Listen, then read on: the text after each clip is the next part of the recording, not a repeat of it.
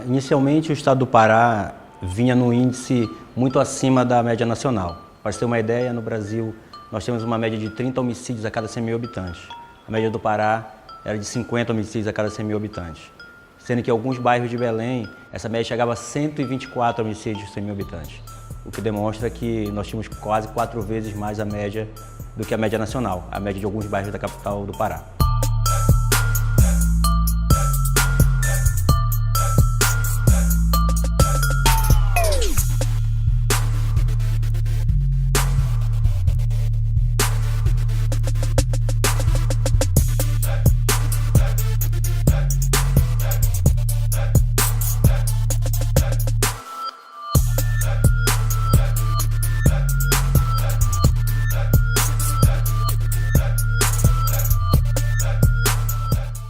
Desde ainda da disputa eleitoral, o atual governador informava que o primeiro ato dele de governo seria chamar a Força Nacional. A Força Nacional, na verdade, ela não seria a solução para todos os males. Obviamente que qualquer solução definitiva ela passa por políticas de base, políticas públicas e que dê toda assistência à população com os serviços que ela necessita. Porém, tendo em vista o patamar da violência que tinha atingido no Pará, o governador entendeu por bem, desde o primeiro dia, chamar a Força Nacional. Inicialmente foram pedidos 500 homens, que seriam distribuídos no estado todo, de acordo com o planejamento que nós fizemos, porém, tendo em vista outros casos que ocorreram no restante do Brasil, fomos atendidos com 200.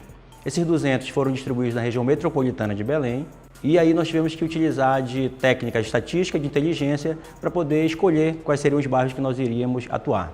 Nós resolvemos atuar nos bairros que apresentavam maior índice de criminalidade, que, portanto, representavam o maior perigo e o maior índice de violência, que se nós conseguíssemos impactar esses bairros, talvez nós tivéssemos uma redução da criminalidade aliada a um retorno da tranquilidade da população. Que alguns bairros em que apresentavam um índice muito alto, se voltasse a conviver numa realidade de tempos anteriores, nós conseguíssemos talvez demonstrar à população que as coisas poderiam melhorar, né?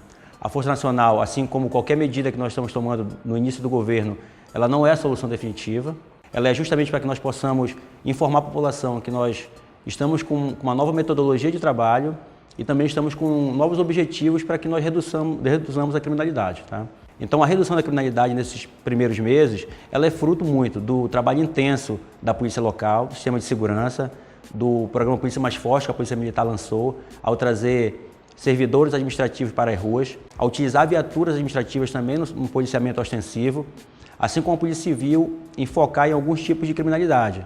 Grupos que praticam homicídio em série, tráfico de drogas, que aumentou em 48% o número de procedimentos, somente neste ano em relação ao ano passado.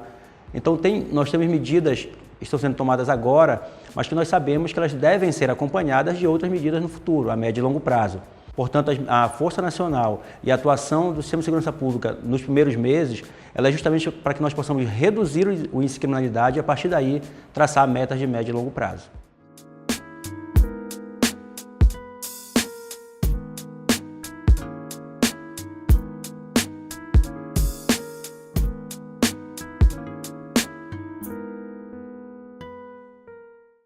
Inicialmente, o balanço que nós apresentamos aí não é uma pesquisa.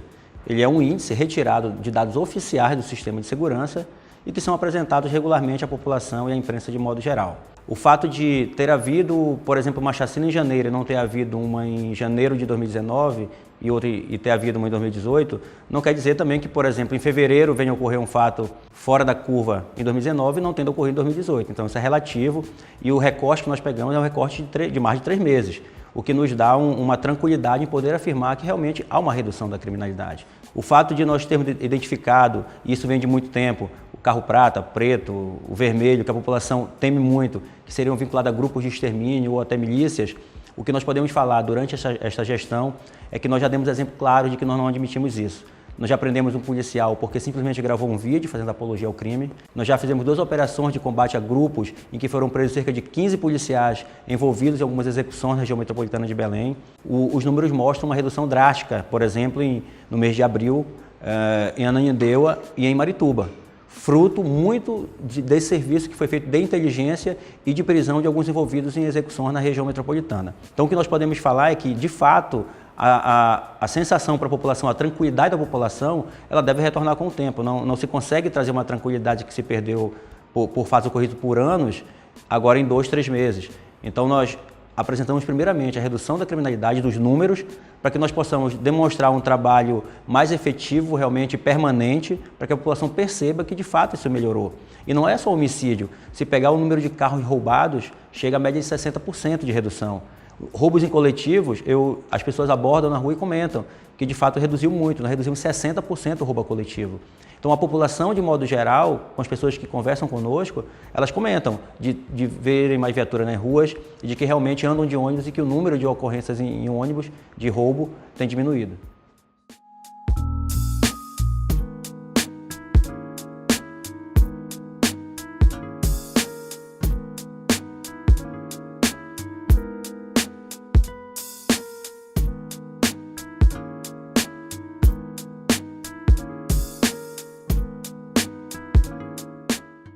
O Pará é sui generis nesse caso. Se nós pegarmos os números deste ano de 2019, em nenhum episódio, nenhum deles, o policial estava em serviço. E em quase totalidade deles, o policial era da reserva e estava fazendo o chamado bico. Então o que nós estamos fazendo para que isso se reduza? A conscientização, primeiro, da tropa da ativa. Nós estamos, na medida em que nós fortalecemos o efetivo, a ostensividade nos bairros, nós estamos convocando policiais que estariam de folga, pagando uma jornada extraordinária para ele maior do que ele recebe em qualquer bico que ele fizer, para que ele possa trabalhar conosco na tropa, combatendo a criminalidade e assim evitando com que ele vá fazer o bico. Com o policial da reserva, nós já retornamos para a tropa muitos policiais cedidos para outros órgãos. E os da reserva estão sendo convocados para trabalhar nesses órgãos que não necessariamente precisam ser da atividade policial. Nós já tivemos a colaboração muito grande do Ministério Público, do Tribunal de Contas do Estado, do Tribunal de Contas do município e do Tribunal de Justiça do Estado do Pará, que devolveram policiais que ali estavam cedidos para trabalhar nas ruas. Em contrapartida, nós convocamos policiais da reserva para poder ceder a esses órgãos para cuidar da segurança orgânica e de outros serviços que podem ser desempenhados por policiais da reserva. Assim também evitando com que esse policial da reserva vá praticar o bico, que foi a maior vítima desse tipo de crime. De outra banda, nós também estamos concluindo já um projeto de habitação para agentes da segurança, não só para a Polícia Militar, mas todos os agentes de segurança, para que eles possam ter residenciais. E aí, se está apenas a discussão se adquire algum residencial já construído ou se inicia do zero alguma construção, sendo que a Polícia Militar, por exemplo, tem inclusive 4 terrenos no estado para poder fazer essa construção. Nós imaginamos que oferecendo também moradia digna e em que os policiais possam ficar perto um do outro, um cuidando da família do outro quando um não estiver em missão, nós também iremos reduzir esse número. E até porque eles fortalecidos estão menos expostos a esse tipo de situação em que normalmente os bandidos chegam de 2 e 3 pegando o policial desprevenido.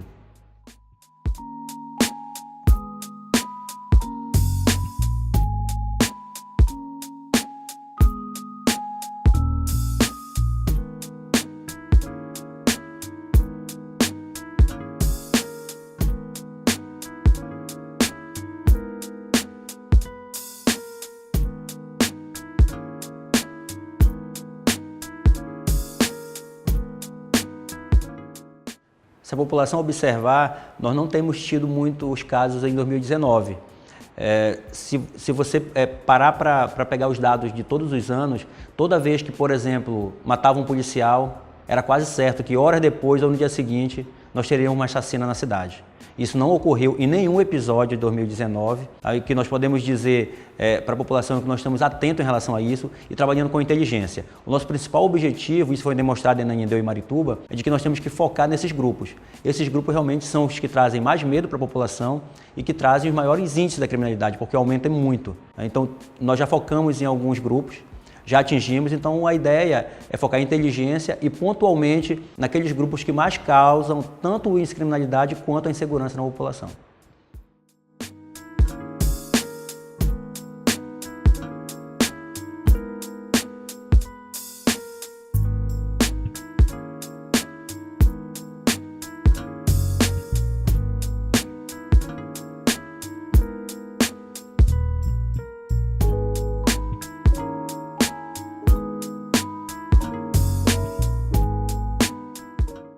Inicialmente, o estado do Pará, ele, na área rural, ele infelizmente consta no histórico como um estado muito violento, da violência no campo, a briga pela terra, de não se saber o que é de quem, o que é do Estado, o que é da União, o que é particular. E isso, a meu ver, é o que gera muito conflito na questão agrária. O fato de as pessoas não saberem o que é de quem e aí acabar querendo disputar aquela terra, acabando num conflito da pior forma possível, que é levando à morte pessoas. Infelizmente, Pará tem que virar essa página. Nós estamos trabalhando para isso. A DECA, a Delegacia de Conflitos Agrários, ela por diversas vezes este ano já evitou invasões, conversando com possíveis invasores para que pudesse contornar a situação e tem conseguido. Com relação à criminalidade de modo geral no interior do estado, nós temos que acompanhar cada região desse estado. Se você pegar como exemplo os casos que aconteceram de roubo a banco, há uma área de atuação, normalmente próxima à fronteira com o Maranhão e mais no sul do Pará. Não se tem muita notícia, quase nenhuma, de assalto a banco, por exemplo, na região metropolitana de Belém ou nos municípios próximos a Belém. Eles ocorrem normalmente próximos às fronteiras, até porque essas quadrilhas elas não são formadas por pessoas do Pará. Ela pode ter um ou outro do Pará, mas tem Maranhão, Tocantins, e que eles circulam, na verdade, no Brasil quase que todo. São grupos extremamente organizados e é um outro tipo de criminalidade. Então, para cada região do estado do Pará, nós temos que ter um foco. Já na região oeste, por exemplo, do Pará, a nossa atenção muito especial é com a entrada de drogas. O estado do Amazonas faz fronteira conosco, é uma principal porta de entrada de droga no país. Então, naquela região, o nosso foco principal, já que não há, por exemplo, a incidência muito grande de roubo a banco, mas tem, por exemplo, a passagem de droga. Então, cada região nós temos um foco.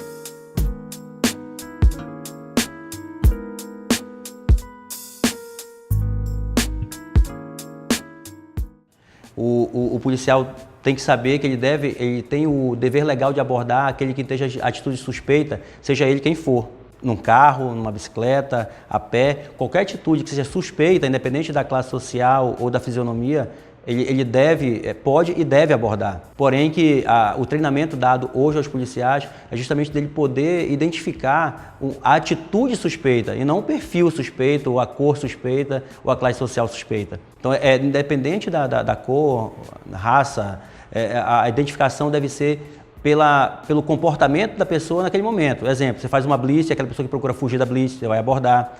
Aquela pessoa que a viatura está passando procura se esconder. Então são perfis de comportamento e não perfis físicos.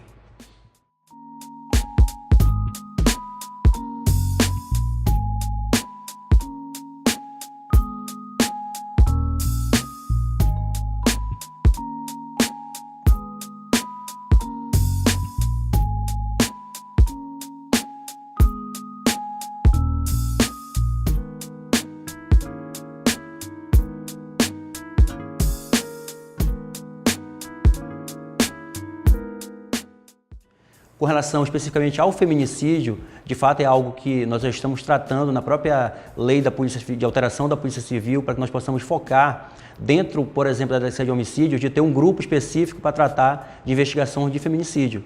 De fato é algo que vem ocorrendo e as situações devem ser investigadas a fundo. Por regras internacionais, todo crime contra a mulher ele deve inicialmente ser investigado como feminicídio e uma vez descartado, ele é encaminhado à delegacia de homicídio comum ou qualquer outra delegacia que trata dos crimes comuns. Porém, deve ter uma atenção especial para esse tipo de crime. Nós estamos verificando isso na própria proposta de alteração da lei da Polícia Civil, que nós estamos tratando agora, de fortalecer ainda mais essa proteção às mulheres.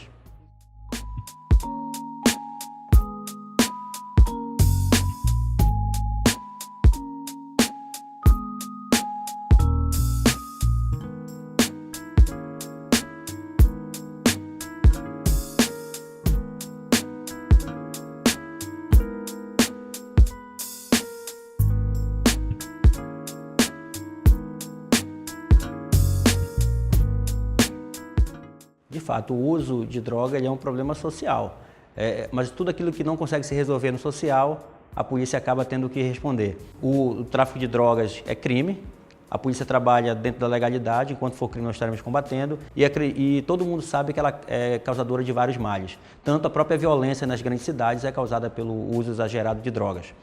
Há quem defenda a descriminalização do uso da droga, porém nós acreditamos que enquanto a lei for a que está posta a nós iremos combater o tráfico, porque de fato ele é causador não só da própria doença nos usuários, como de vários outros crimes, como o roubo, o homicídio, o latrocínio, e é responsável por muitos crimes que hoje nós estamos vivendo. E o que nós estamos fazendo para que nós possamos combater esse tipo de crime? No ano de 2019, nós estamos comparando a 2018, com 48% a mais de procedimentos de combate ao tráfico de drogas. Talvez isso não queira dizer que a droga até aumentou, mas quer dizer que o combate a ela aumentou. Enquanto isso for um crime, nós vamos combatê-lo. E nós estamos focando muito na inteligência, porque nós acreditamos que não adianta ficar prendendo o usuário ou o pequeno traficante. Você tem que quebrar a estrutura das grandes organizações criminosas, não só com as grandes apreensões, como também com o patrimônio delas. Porque todos nós sabemos que os traficantes constroem grandes patrimônios. E para ele perder 1 quilo ou 2 quilos de cocaína, por exemplo, ele repõe muito fácil, porque o dinheiro é muito fácil, ele não presta conta de nada e não declara imposto de renda disso. E nós estamos já prevendo, talvez até o próximo ano, nós estejamos já reimplantando a base Candiru, no estreito de Óbidos, do Rio Amazonas, que é a principal entrada de droga do estado do Pará. Então nós temos que voltar a estar presente nos rios para que nós possamos evitar a principal entrada de droga nesse estado. Se uma vez que entre no Brasil pelas fronteiras, que de fato é difícil fiscalização, passem pelo estado do Amazonas e que venham a entrar no estado do Pará, nós temos que evitar ao máximo que isso ocorra.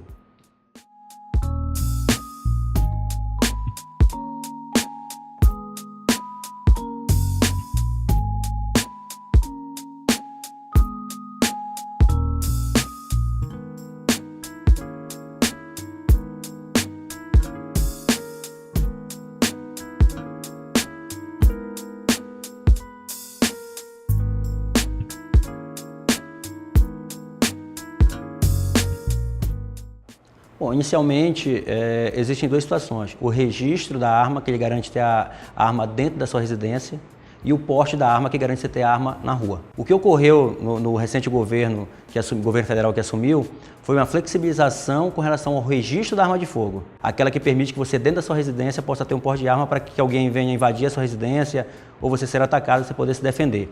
Com relação ao porte, não houve alteração alguma. Com relação ao registro, não houve muita mudança e não vejo muito problema em você, dentro da sua casa, para resguardar a sua família, a sua propriedade, ter uma arma de fogo. De repente você mora numa fazenda, em um sítio ou num bairro complicado que pode ter uma invasão de alguém. Com relação ao porte, já fui superintendente da Polícia Federal, então já tive esse ônus de delegar alguém o porte de arma ou não. E a gente tem que ter muito critério, né? Porque a arma, se não tiver na mão de uma pessoa muito treinada e preparada para aquilo, ela vira uma arma contra a pessoa mesmo. Então sempre fui muito criterioso com relação ao fornecimento do porte.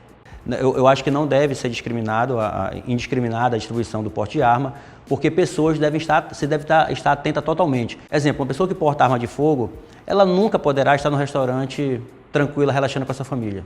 Ela nunca poderá fazer isso. Porque a qualquer momento, naquele momento que menos se espera, ela pode ser abordada, ser encontrada a arma junto a ela e aquela arma servir contra ela mesma. Então, para alguém utilizar uma arma, ela deve ter uma justificativa muito forte. Policial, que está 100% do seu tempo dedicado à defesa, ou alguém que realmente sofre uma grave ameaça e que corre sério risco de vida. Então, o uso indiscriminado do porte de arma de fogo, de fato, não vejo como salutar e nem vejo que todas as pessoas tenham condições, não só psicológicas, como técnicas, de estarem portando uma arma. Muitas pessoas que pedem arma, isso acontecia muito na Polícia Federal, ela dizia, não, eu quero um porte de arma, mas não se preocupe que eu não tenho nem coragem de matar alguém. Eu falei, então não tenha. Porque se você tem uma arma e você vai ser agredido, se você não tiver coragem, necessitando fazê-lo, não fizer, você vai morrer. Então a ideia do porte é que de fato ele seja muito restrito para situações específicas. A população está percebendo uma redução nos meses iniciais, que não é obviamente o que vai ser o nosso trabalho nos próximos 4 anos. É claro que somente isso não resolve o problema social e o problema da segurança pública. O grande foco da nossa gestão e de toda a gestão do Estado é justamente a implantação dos territórios de pacificação. O que é o território de pacificação? Ele é a entrada da polícia, ocupando territórios, porém os serviços chegando juntos, né? A saúde chegando, a educação, o esporte e o lazer. E nós estamos implementando já nesse primeiro semestre, iniciando pelo menos em 7 bairros de Belém, que são projetos pilotos. Não tem como começar com todos de uma vez só, por questões econômicas e também até de nós podermos avaliar as falhas que podem ocorrer em um ou outro local, para que nós possamos oferecer oportunidades, para que a criança que esteja crescendo não tenha como referência no bairro o traficante.